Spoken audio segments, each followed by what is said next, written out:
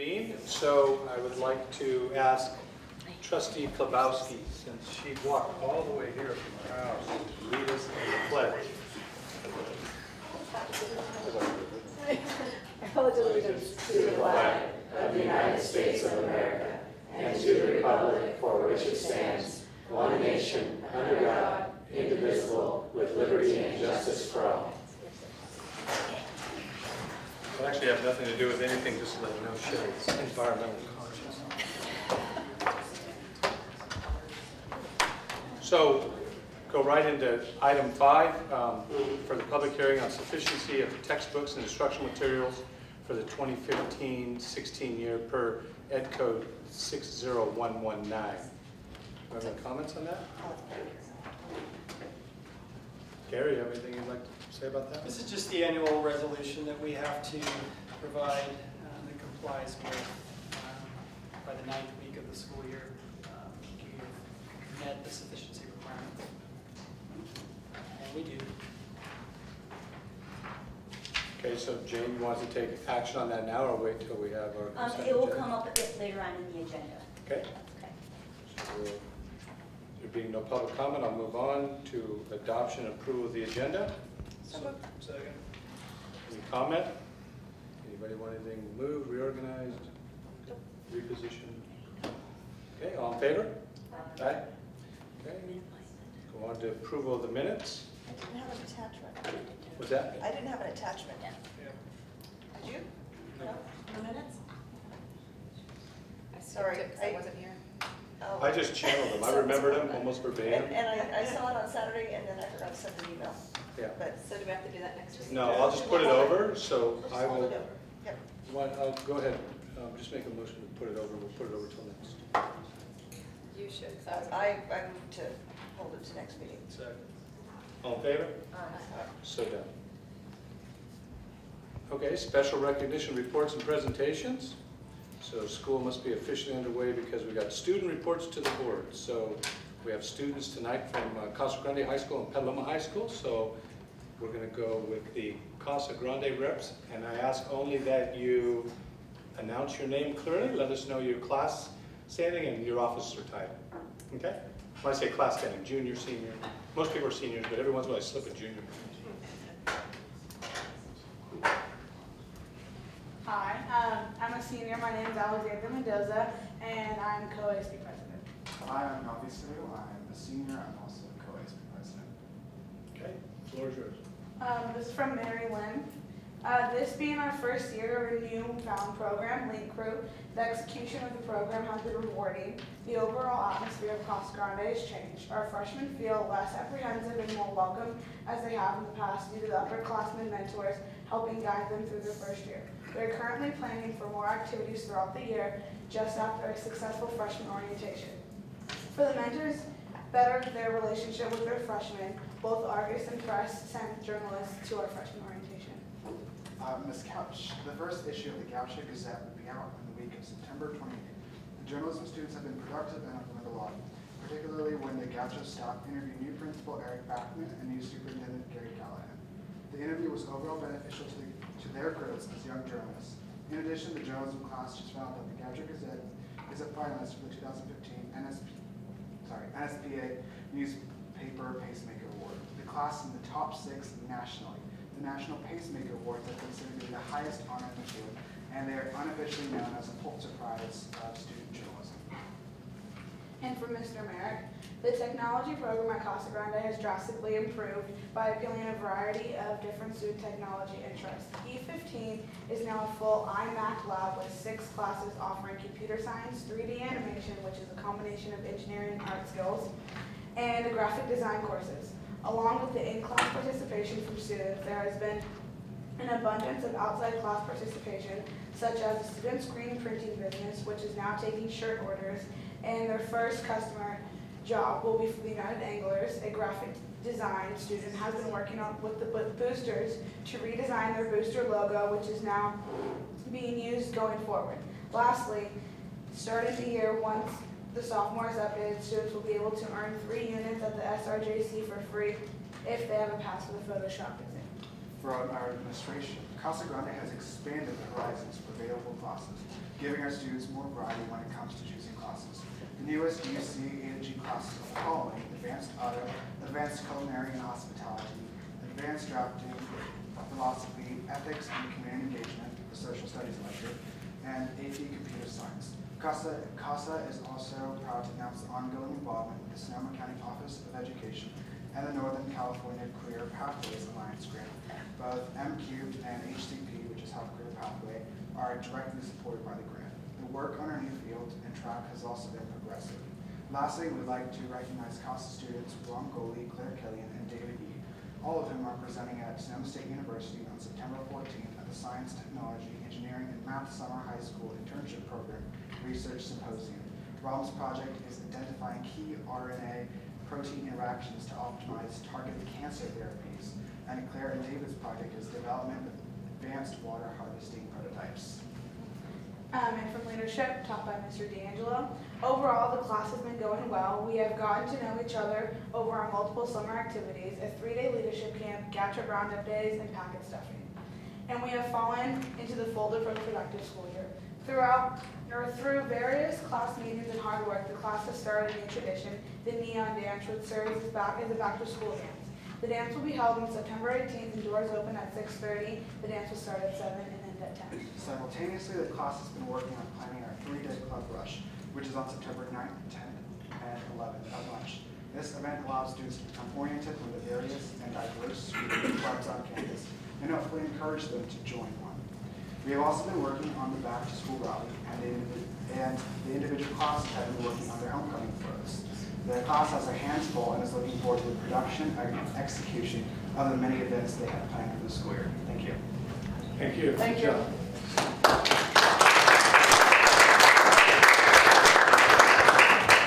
And now our Petaluma High School representatives.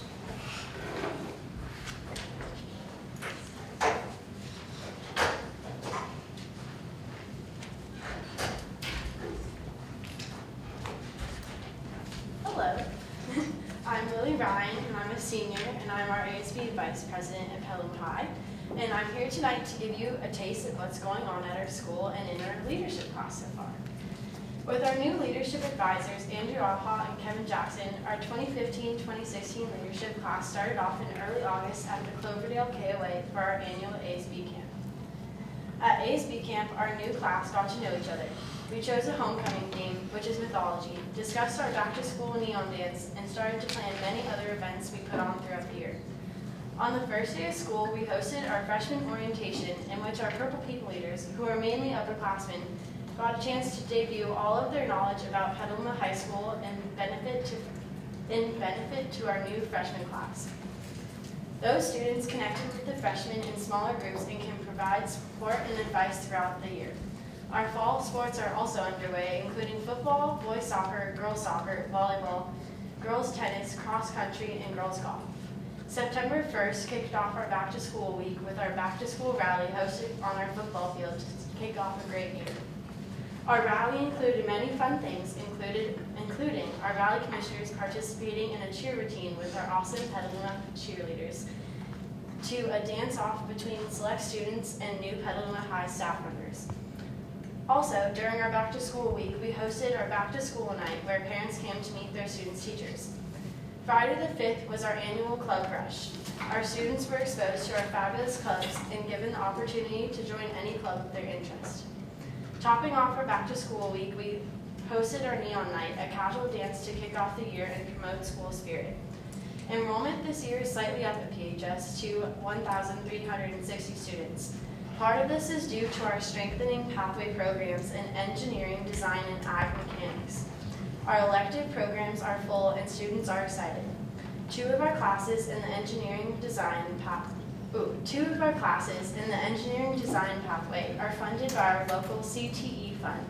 One of these, the principal of engineering class, is headed off to see the Tesla plant next month as pathway teachers look for more ways to connect to the outside design community. Our ag program is humming along. Recently, they were a successful applicant in the second funding round of our California Career Pathways Trust. This program provides more than $4 million to various partner schools for training and links to business and industry. and will help support students in their college and career plans.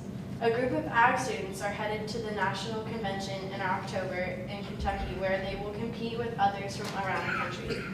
This is the third consecutive year our teams have reached nationals. Ms. Judah and Ms. Yanes are hard at work creating new coursework connected to the biomedical field.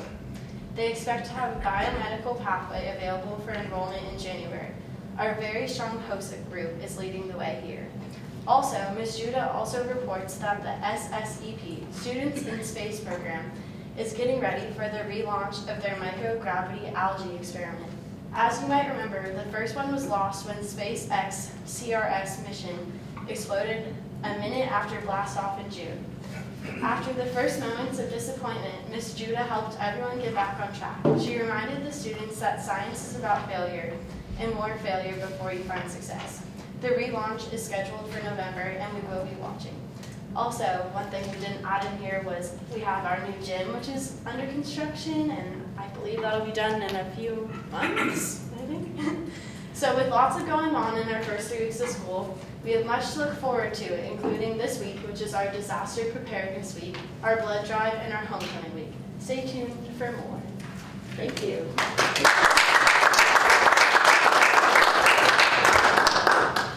Moving right along, 8.2, Ray Poole, our interim chief business official, giving a presentation on the 2014-2015 unaudited actuals with the 2015-2016 revised budget for all funds. Ray, do you need him to dim the lights a bit for the? Those of you who sit on this side, you may want to twist a little bit. All right, Maybe one more. one more. Well, it's right here. It's pretty bright. Let's see. Yeah. They say it's bright. There we go. That Tater. It's not too bad, is it?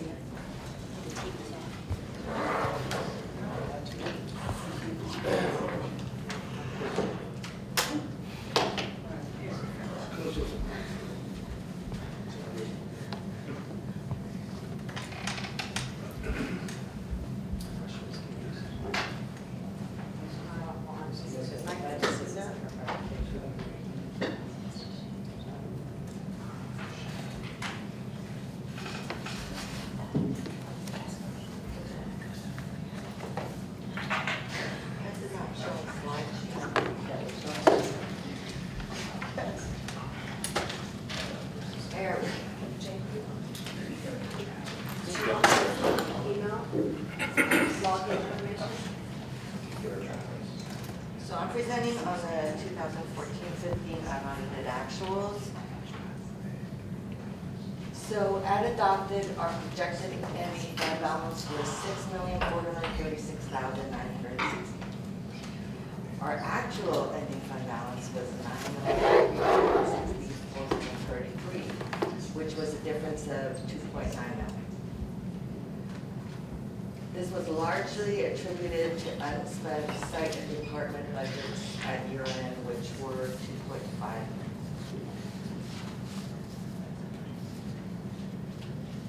Also in 14-15 that was not reflected at adopted was the facilities portion of a redevelopment agency revenue. It should have been transferred to the deferred maintenance fund, but because of the lateness in the year and it needed to be board approved, we didn't transfer that. So in 15-16 it's included in our revenues in 14-15, but we need to move it to Fund 14 and 15-16.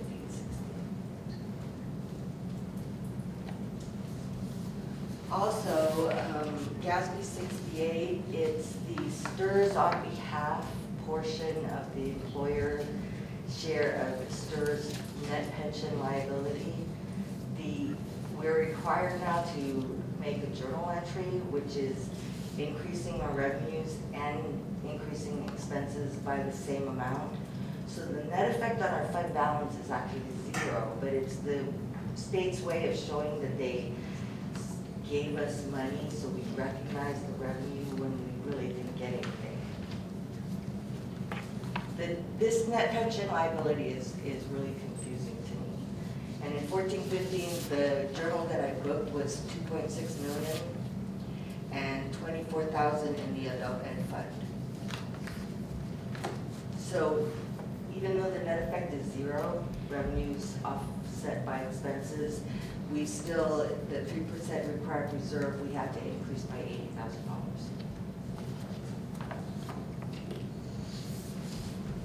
So this is the ending balance trends as of year end. And as I said, we actually ended up with 9.3 million unappropriated ending fund balance, but the unappropriated reserves, we just taking away grants and donations, the assigned fund balances for the gateway audit and such. We have unappropriated reserves of 3.6 million at the end of last year. But within that, we have not reserved from this fund balance any amount for textbook adoptions, which I understand is going to be quite substantial. Also, we have Transportation. yeah, transportation. We have not bought new buses, thank you, for a lot of years, and typically before the recession, we would cycle through and purchase so many every 3 to 5 years. And we have not had a lease payment for buses for a long time, and our buses are getting old. How many buses do we own for lease? I want to say about, there's probably 10 large buses, but the trend has been for special ed purposes, the smaller vans. We've been going more and more towards the smaller vans for the special ed buses.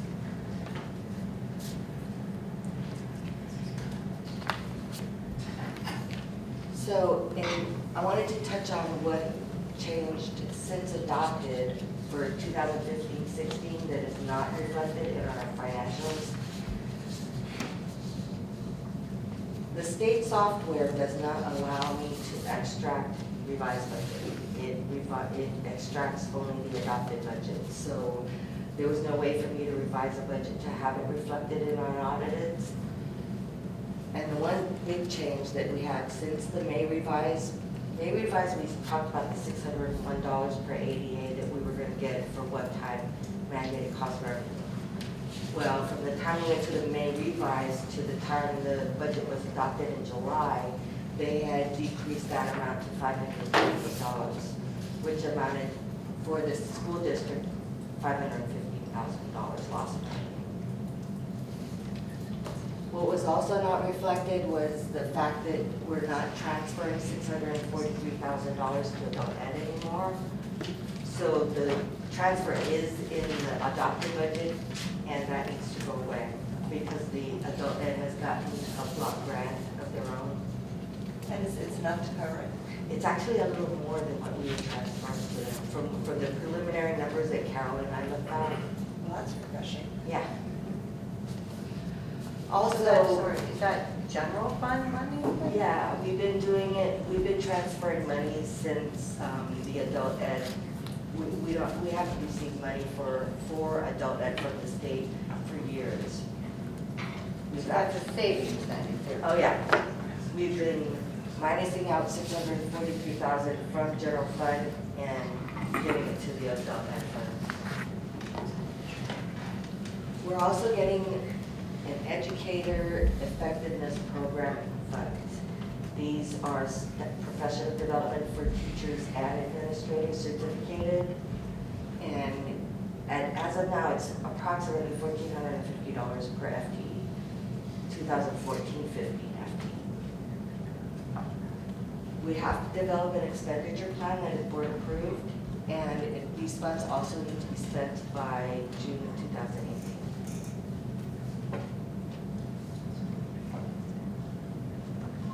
The other change was routine restricted maintenance. At adopted, the flexibility of budgeting less than 3% was going to expire at the end of 2014-15.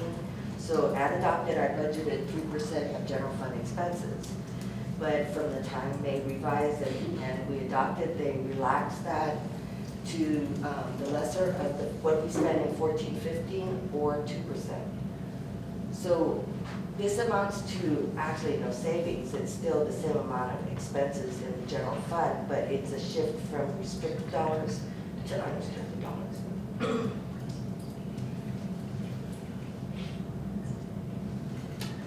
in if you have any questions. So I knew that one-time mandate was also to be used for the adoption. And how much approximately are we expecting an English language? We'll probably spend upwards of $1 million on an English language arts adoption. They're very expensive. So our ending fund balance in 15-16, or the change was positive, but that was only like 600 and something thousand. So we don't, that one-time money is basically gone. Well, we used it for some of the PFT increase. We used it for Pioneers. The Pioneer program where there's a release period at the secondary level and a $5,000 stipend. TOSAs, I believe, were also funded out of the one-time monies. So there is funds that have been committed already. Right. So that's something that we'll have to look at. Yeah. Ray, it looked like we're well under 6% reserve though. It looked like- It's 5%. Yeah, so. The unappropriated is 5%, yeah. Okay. And it was even less, In 2014, the out 2015. years, it gets way down.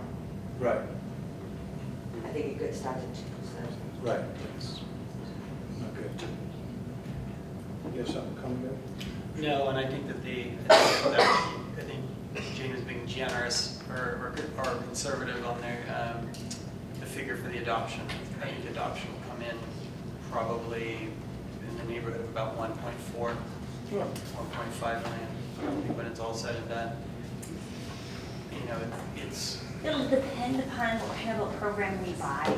Yeah. We also, we've already bought the 712 or the 612 math program, but we'll have to buy Math 2 and Math 3. We haven't purchased that yet. And we also have not purchased, the teachers are in pilot right now for the K-5 math program. So we'll have to purchase that also. Okay. Any other questions of Ray? Mary, any other questions? Thank you, Ray. Thank you, Ray. Moving right along. Dave Rose, our Director of Student Services, will give us 2014-15 district school climate data report. Well, Ray is always a tough act to follow. We'll get it. Good evening, ladies and gentlemen of the board.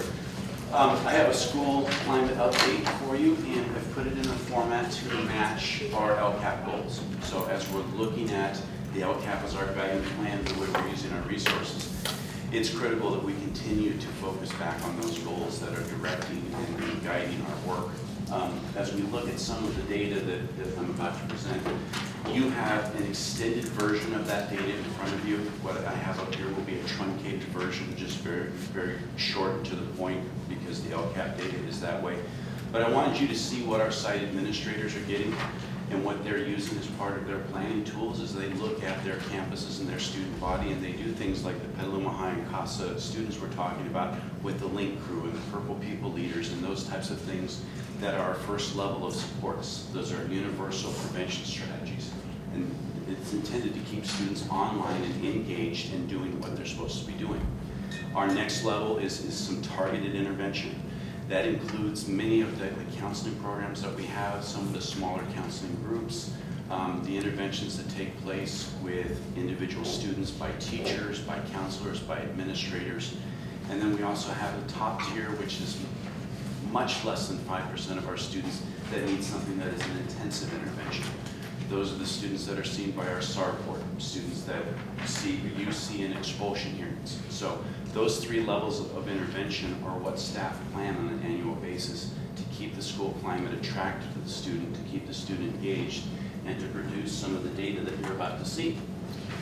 In Goal 4 in the LCAP, we want all students engaged and supported to meet the rigor required to be a 21st century citizen.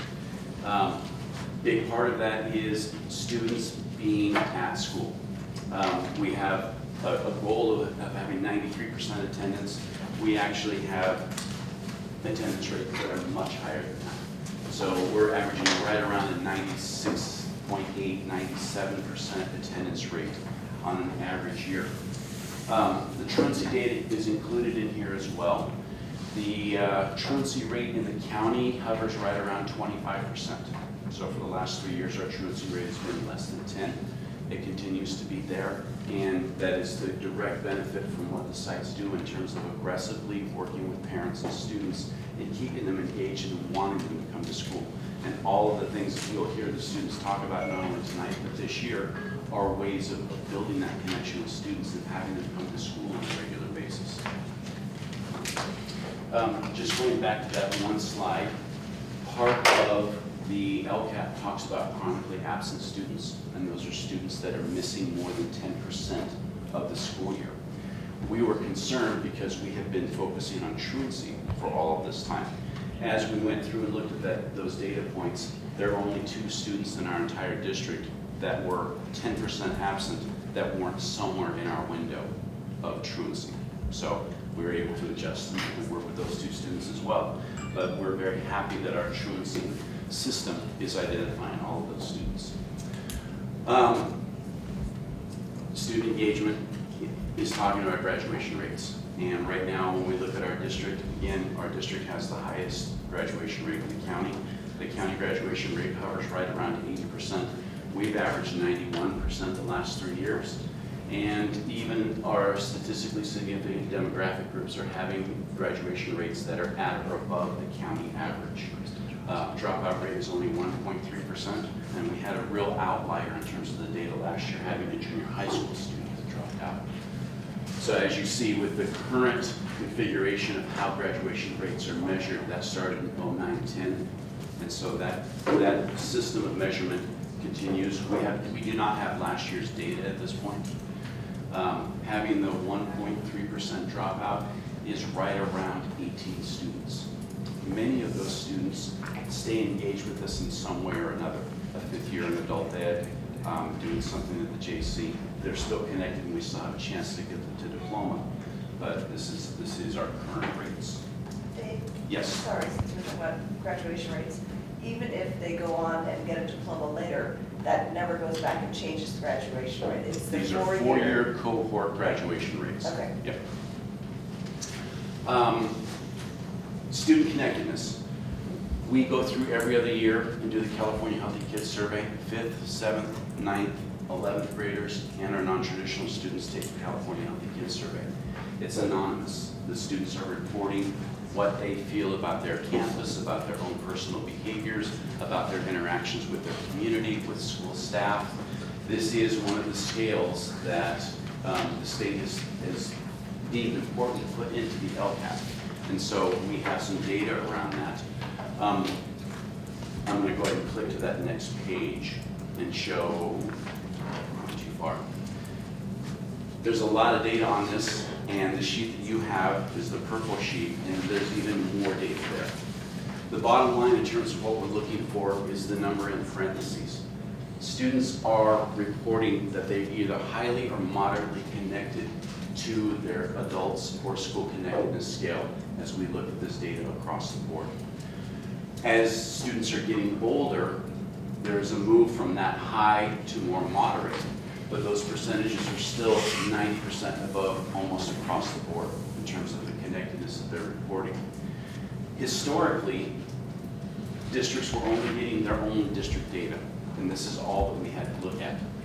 Last year, with the LCAP putting an emphasis on the California Healthy Kids Survey, West Ed has gone through and done an analysis of the entire state for junior high school and for high schools. Our high school connectedness rating is in the 95th percentile in the state. Our junior high school connectedness is the top, it's at the 99th percentile. So when we compare how the students are feeling about their campuses, we are among the top in the state in terms of that rating. So we're going to be working with West Ed and getting that broken down by school so that the school sites can see their own individual data as well. But as a district, those numbers bode very well for us. The fourth and last data point here is about suspension and expulsion. There's a lot of data out there and a lot of research that points to even one event of suspension can have a significant impact on the student's ability to continue in school. And there's correlation between just one suspension and being a dropout and being a non-promote. As I talked early on about the 3 levels of support that exist on our campuses, it ties directly into this data point where historically, before 05, 06, we were suspending on average 1,175 students a year. That was culminating in right around 2,600 days of suspension. Last year was the lowest data point in the history of Petaluma City Schools. There are only 472 suspensions. We only lost 1,200 days of instruction.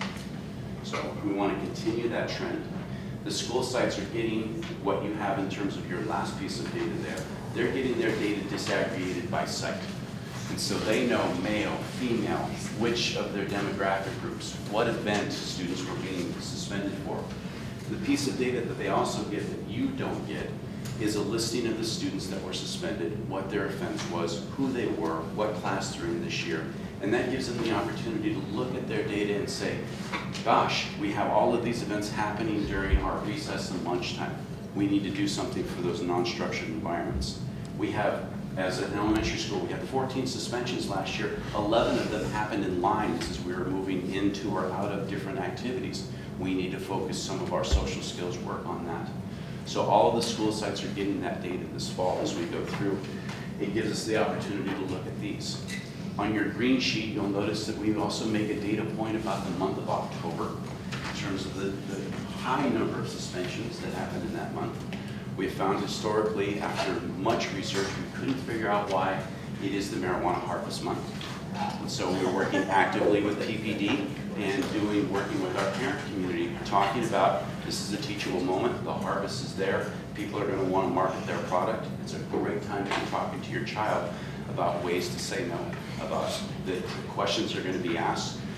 We'll have the canine patrol on campuses coming in and doing assemblies for the students or surprise. And so we've been able to chop away at that number of October suspensions, and we want to continue doing those types of activities. Questions? That's great. Dave, I have a question. Yes, sir. Then, you know, our site personnel and your group, you know, encouraging kids to make good decisions and to think about what they're doing. Can you maybe just give a soft overview about the process of suspensions versus expulsions, just to clarify a little bit? Because I know the state trend right now is to really encourage schools to, you know, restorative justice procedures and try to mitigate suspensions for these reasons you're saying about we don't want kids off campus. So maybe just explain to the public large about the efforts we go through to keep these kids, you know, continue to work on making good choices and keeping them engaged. Absolutely. Restorative justice in and of itself is more of a response tool than it is a prevention tool. Restorative justice is one of the tools that we use if there is an event that comes up.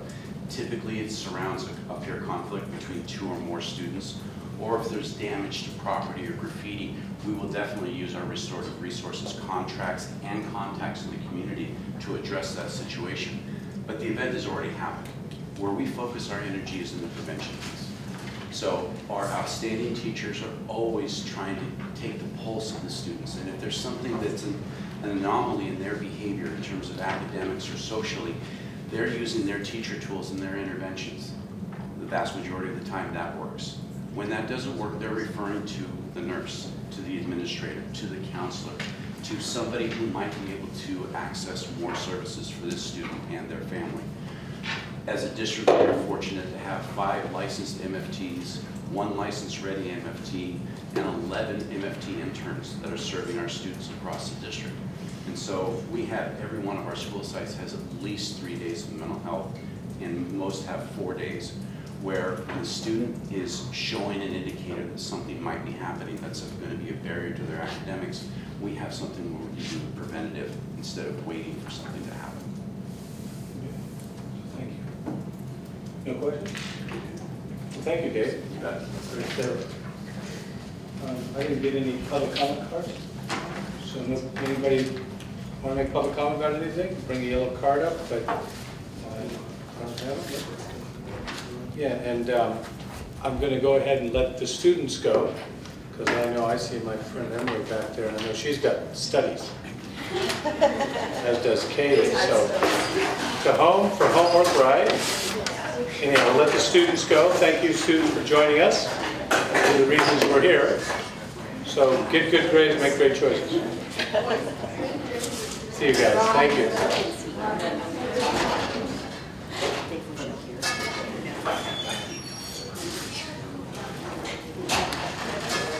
David, I said students. You can stay. Nice. Oh, okay. All right. Lifelong learners. I like it. I like it. See you guys. Students to the end. Nice, gentlemen. All right. So now we'll go report on activities and correspondence of school board members. Oh, we didn't do a sheet. Well, you could just from the desk. You have anything to report? I blurred. Blank. so, Okay. yeah. Lots of phone calls and emails Yes. about the Valley Vista reconfiguration. Lots of hours spent in that last week. I met with the superintendent today. I met with some staff at Petaluma Junior High. Interesting, and some of the issues that they've already laid regarding concerns about students that aren't necessarily a disciplinary problem, but who are academically not doing well, and are we doing enough to prevent problems or help those students as well? So it was interesting to hear Dave talk about teachers really paying attention to children students that have a dip in grade suddenly and checking in with them. So it sounds like he is on top of that, and that's something he's working toward. That's all I had. Okay. Troy? Phoebe? I thought you told me you were stuck in an open house or two. Didn't you go to an open house? Huh? It's my own children. Oh, well, you still They went. still count. Yeah, Did you? You checked out Petaluma High, Back to didn't you? school. Yeah. we did Grant, and we skipped some grades at the Petaluma Junior High that weren't our own, so. These two have children, and I think. We always feel cheesy when we're at stuff for our own No, kids. no, so but we it's keep trying to get okay, out to, because like, you're the still. other grades good, and things. good. So you and Phoebe were on a few of the campuses. So, okay, nothing else to add? Gary, did you do it? Gary was. Yeah. Approval of consent agenda by consolidated motion, item 11. Second. All in favor? Aye. Okay. Moving on, we'll go to 12, action items.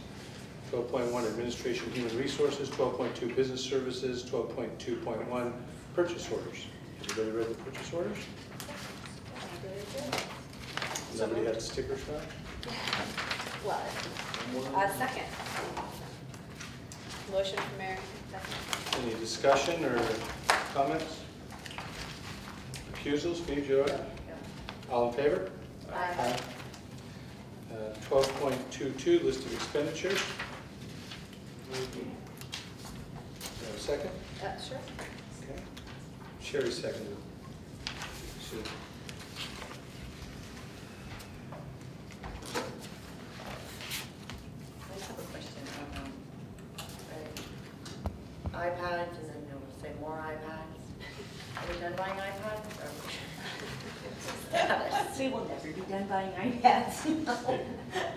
My fifth grader brought home his iPad today. Did he? All right. What happened is that we've had a little increase in enrollment in some of our schools, so we needed to buy some additional iPads for those students. So that's where we're at. And you'll probably see iPads come up every now and then because we'll need to keep a little stock of replacements and that kind of thing around.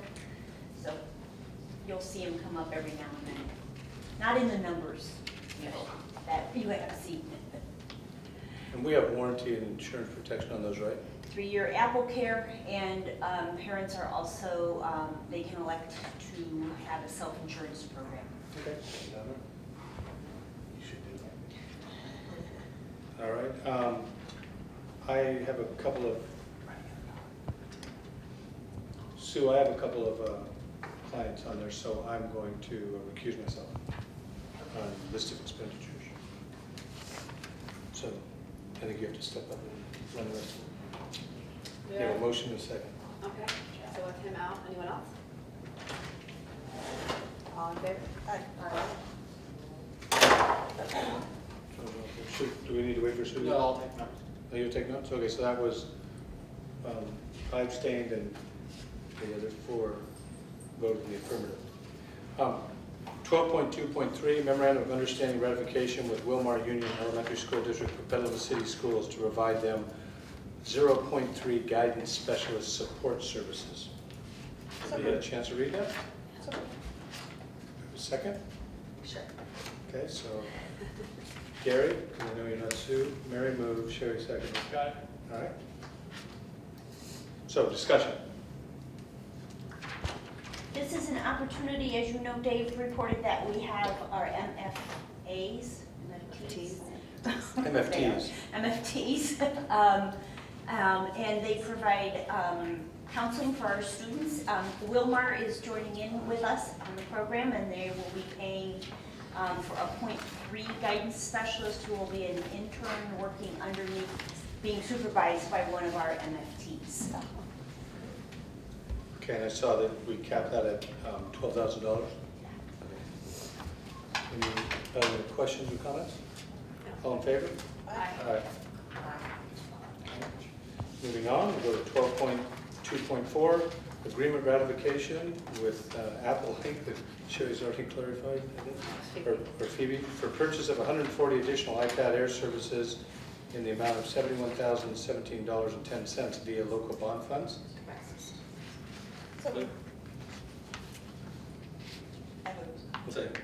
Troy seconded. Any other discussion on that? Okay, all in favor? 12.2.5, Resolution 1516-03 of the Board of Education of the Petaluma City Elementary and Petaluma Joint Union High School Districts for adopting the GAN limit. So moved. Second. Everybody get a chance to review that? It's an annual thing. Something about where the money goes. Ray, you want to jump in? You got any points of clarification?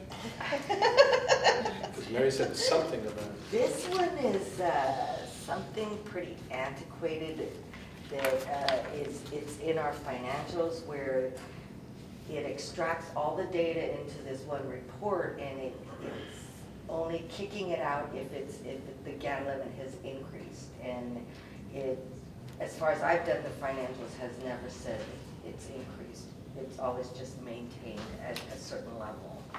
Mary, do you have? No, it's just a report that something passed in 1979, and it's an annual report that identifies how we spend our money, and And it has limits that we have to stay within. right, And we stay within. yeah.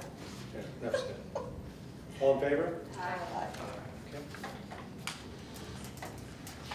12.2.6, 2014-2015 unaudited actuals approval for the 2014-2015 unaudited actuals and the 2015-26 revised budget for all funds. So moved. Second. Ray, I think you addressed this. Do you want to Anything else to say? give it a quick summary? Have anything to add? Last chance to change the numbers. It's been an awesome year. I mean, I have never seen where things have changed so much from the beginning to where ADA came in at a lot less than we anticipated, and the gap funding has gone up and down and up and down, and it's just been a roller coaster year, and I think we've weathered it pretty good. Okay, anybody have any questions? Nope. Okay, all in favor? Aye. Okay, moving on to Ed Services, 12.3. 12.3.1, 2015-16, Certification of Instructional Materials Funding Realignment Program, IMFRP, Petaluma City Elementary. So moved. Second. Jane? This is what we had our public hearing on at the beginning, and it's an annual thing that we must do in the first 9 weeks of the school year. And we can say that we have certified, and we do have one outstanding PO that we're waiting for the books to arrive. So otherwise we're in absolute compliance? Mhm. Okay. All in favor? Aye. 12.3.2, Resolution 1516-04, the Board of Education of Petaluma City Elementary School District to fully comply with the requirements of the Education Section Codes 60119 through 60252 regarding sufficiency of the textbooks for instructional materials for the 2015-16 school year. So moved. Jane? Ding. Ditto, is that your comment? Ditto? Yeah, ditto. So last year we had some issues. Yes. I have the same question. Yeah. It So- says the list is attached. It's not there. I will, and so what I will do is I will make sure that you get the list in the board letter this Friday. The list has not changed except for CPM, College Preparatory Math for grades 6 through 12. Right now, we're working on grades 6, 7, 8, and 9. Okay, so those are the ones that have been purchased, as I said earlier. But I will make sure that that gets into the board letter this week. And at the elementary levels, they're just using the Envision program that we adopted. We are years still ago. using the Envision program, but we are in pilot right now with 3 different programs. And we have about 20 teachers involved in that pilot across the district. Every single grade level, every single school. And would we be purchasing new Envision materials? What we do is anything that is consumable, we do buy new materials every year. If they are using them, many teachers have them stockpiled, and so they don't really need them, but if they need them, we order them and we purchase and we spend, it's around $8,000 a year on consumable materials. And then at the secondary is the next resolution? Or it's all related? At that level, even in the foreign languages, science, they're all supposed to have a textbook? Everybody is supposed to have a textbook. This is for the core areas, so it's English, math, Right. history, social science, and it includes science, the beakers and the things that they use in the lab equipment. That's also included here. Foreign language is included here. And there's one more. I can't think what it is. And if they don't have an actual textbook, the teacher can say, I get my materials online, I have sufficient. Yes, we do have some teachers who are doing that. Right. Yeah. So the principal at each site checks in with their teachers to Yep. say, do you have textbooks or do you have sufficient materials? Yes. Okay, any other questions? No. All in favor? Aye. 12.33. So that's certification of instructional materials funding realignment program, IMFRP, Petaluma Joint Union High School District. So moved. Second. Six. So that's ditto, ditto? Ditto. All right, so no questions? I guess, sorry, just to follow up, if a teacher felt like they needed more different materials or set of textbooks, they could request that? That would come through our materials adoptions. There's actually adoptions that happen and committees happen where groups of teachers get together, Right. just as we're doing right now with the K-6 math program. So groups of teachers get together and you choose materials. For example, we have a new, one of our English teachers just requested a new book. And that will probably come to you, it will come to the board and you guys approve it. It comes to 2 board meetings. You look at it first and then approve it at the second board meeting. Does that ripple back to the system though? If you had, say, a 6th grade teacher at Grant request that, then would the other teachers have that same ability at the other school sites, or is that a site-by-site request? In the elementary, we do it together. Okay. It's all done together and it's done grade level by grade level. Okay, In the secondary, it's a little bit different. a little more latitude? Yeah, a little more latitude in the secondary.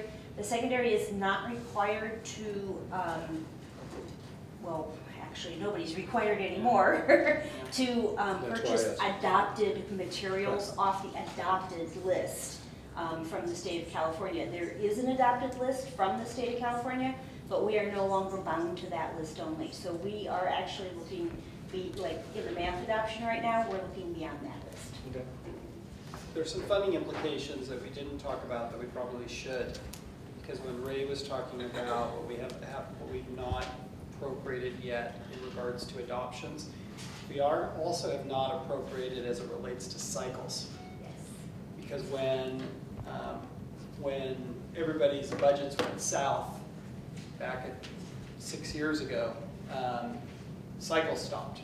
And so, for example, at the high schools, typically what will happen will be 1 year will be the math cycle, next will be the science cycle and the social studies and so on. So those cycles need to get reinstated because even though they didn't have a core program similar to a K-8 school, they adopted different texts. Their texts are getting very old. And we need to rebuild that cycle and start again. Pick up where we left off. Above and beyond English, language arts, and mathematics. So we started with English, or I'm sorry, we started with math. We'll move towards English, language arts, and then add in as the years progress. Does the state provide any financial incentives or inducements to taking off their adopted textbooks? It's called the LCFF. They are putting all of their money into that one simple account, and it's our job to manage that. Okay. All in favor? Aye. Okay, moving on, 12.34, Resolution 1516-05 of the Board of Education of the Petaluma Joint Union High School Districts to fully comply with the requirements of Education Code Sections 60119 through 60252 regarding sufficiency of textbooks or instructional materials for the 2015-16 school year. Second. Did or two? Yeah. All right. Any other questions? All in favor? Aye. Okay. Item 13, discussion information only. 13.1, administration human resources. Anything to discuss? 13.2, business services. Anything to discuss? 13.3, educational services. Anything to discuss? Future business. Gary? Anything you want to bring up or mention at this point? We're working right now on gathering information for purposes of looking at how we communicate the achievements that are taking place in the district throughout all of our school sites, and how are we informing our community, not just our parent community, the greater community at large, all of the outstanding things that are taking place in the district. So we're looking at developing a communications plan. So something will come forward in the future.